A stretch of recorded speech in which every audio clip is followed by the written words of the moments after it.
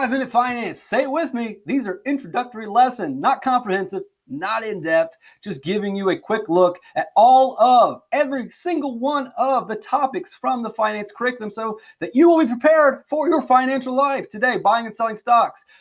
I don't have do your homework on here, but before you buy or sell stock, do your homework. You need to know what's going on with the company, with related companies, and what's going on in trends in the country, what will happen in the future, what's happened in the past, or you can just simply click buy and sell on your app. You can do this on a computer, you can do this through a stockbroker, and you can do this through a phone. You sign up through various different websites now, you put your money in your account, and you can easily buy parts of a company. You literally like that, become an owner of that company. Now, you have a very, very small stake in that company and not much say in that company, but you are an owner of that company. It is now your company. Obviously, if you buy a lot, then you have a bigger voice in that company, but it's quick and easy, and phones and websites are pretty much the main way of doing it. I'm not going to tell you, how do I make a bunch of money on this? You're going to need to do, that's an in-depth video. That's a comprehensive video. And if there was a quick answer, then we would all be rich, but there really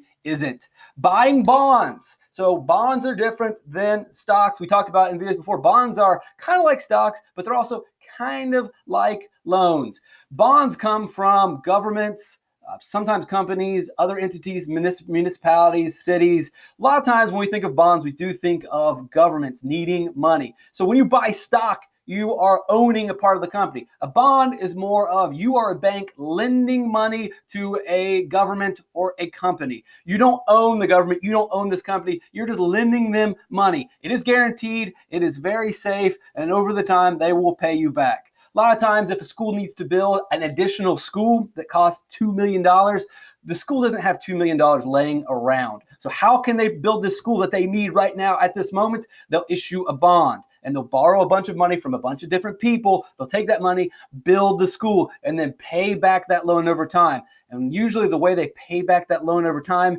is to create a tax. And through that tax, they earn money so that they can slowly over time pay back that money. Just like you need a car tomorrow, you borrow it. Well, what if a school needs a new school tomorrow? Or if the government needs something instantly, then they'll issue a bond, and it's just a way they borrow money from investors and they eventually pay it back. And often how the government pays back those loans is through taxes.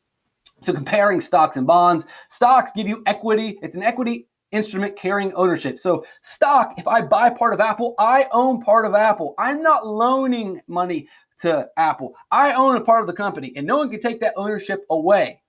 If I'm loaning money to them, as soon as they pay back the loan, I'm gone. See you, hit the road. We don't have to listen to you anymore. Stocks are not that way. Stocks are not loans. You own part of that company. Bonds, it's a debt instrument.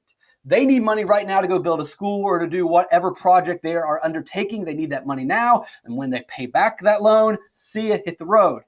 Stocks, you earn a dividend, which basically you earn money over time. If they do well, you make money. If they don't, you lose money. With bonds, it's interest. Just like in a savings account, you put your money in and you get an interest rate.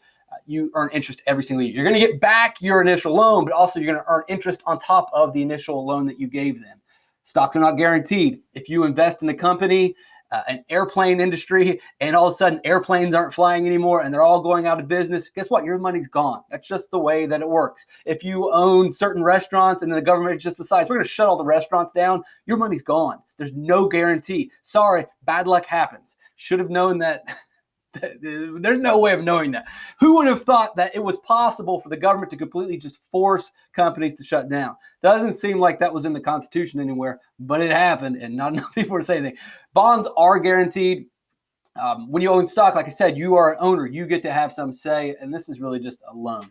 Mutual funds. If you have mutual funds, this is basically a bunch of investors who work through a fund manager, kind of like a stockbroker. Well, when we're talking about stockbroker, it's you and your stockbroker. When we talk about mutual funds, we're talking about, again, stockbroker, it's you and your stockbroker, and he makes or she makes investments for you.